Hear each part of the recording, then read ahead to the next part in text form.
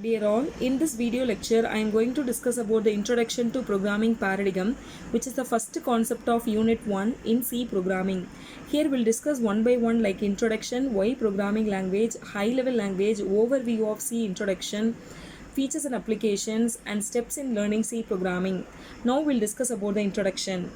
So here, what is program? A program contains a collection of instructions which are going to do some task. Here instructions can be otherwise known as statements. A software contains a collection of programs which are going to do some task. So this is about the difference between program and software. Program contains a collection of statements or instructions. Software contains a collection of programs. So computer software can be classified into two categories like application software and system software. Application software contains a set of programs which are going to carry out some operations for specific application. A system software, it has some general programs which is written for the systems which will provide the environment to facilitate the writing of application software. Here the programming language translators are the best example for system software. The translators like compiler, assembler and interpreter. So this is about the introduction. Next, why programming language? Consider we are having so many problems, but we have to solve those problems. Manually, it is very difficult to solve the problem. Suppose consider we are having computers. With the help of computer, we can solve the problem very easily actually. Okay. So the programmer or the user has to concentrate on the development of good algorithms for solving a problem. So after preparing the algorithm, the computer user or the programmer has to concentrate on the development of the programming language. That particular language will be understandable by the computer or system. So this programming language has to be designed to be machine independent. It means that your programming language needs to be adaptable in all kinds of machines like Windows OS, Unix OS or Mac OS and etc. So this is about why programming language. Next, high level language. We are having 5 high level languages like Fortran, Gobal, Basic, Pascal and C. Now we'll discuss one by one. So Fortran, it's like a formula translation. It is oldest high level language. The aim of this particular language is to solve the scientific and engineering applications. COBOL, it is a common business oriented language. From the name itself you can say the uses, that is what it is related for business data processing.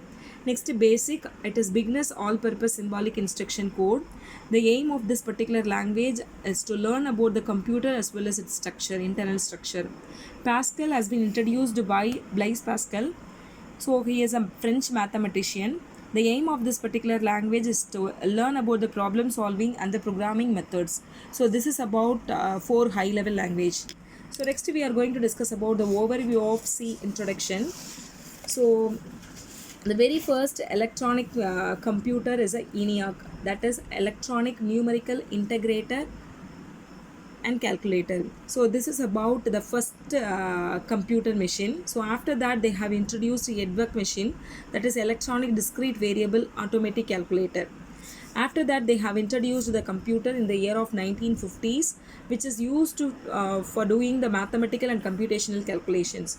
Today computers has been used in the following applications like space technology, earth weather prediction, pollution, agriculture, image processing, robotics, medicine, education, etc.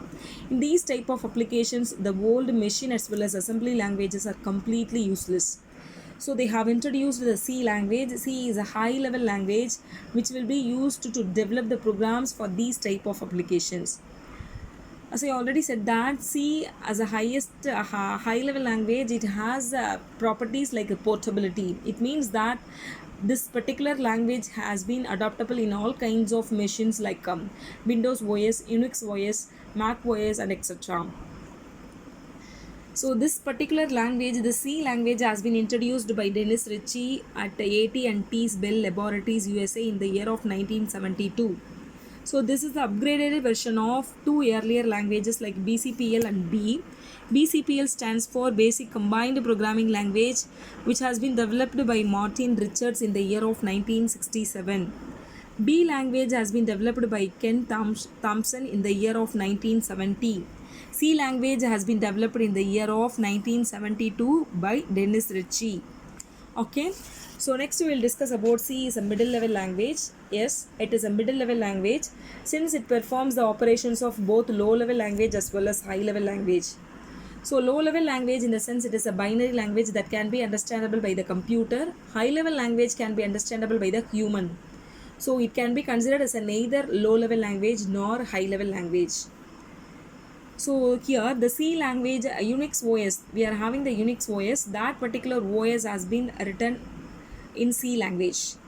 So this is about C is a middle level language. So next we will discuss about the features and the applications. So I already said that C is a structured programming language. So it is a general purpose and structured programming language. It follows some skeleton and all. It is powerful, efficient, and compact and flexible. It has a property like portability, so it is highly portable. It has the ability to extend itself, and it is well suited for writing the system software and the application software programs. As I already said that it is a middle level language.